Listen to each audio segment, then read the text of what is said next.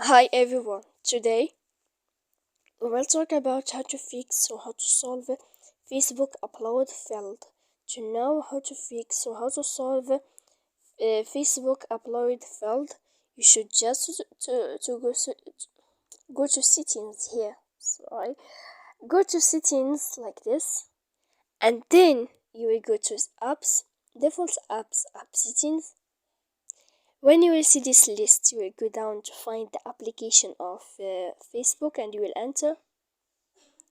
Then in this page you will click for stop. After that you will enter to storage. And then in this page you will click clear cache. Then you will go to click here clear data. And after all that you can turn off your Wi-Fi.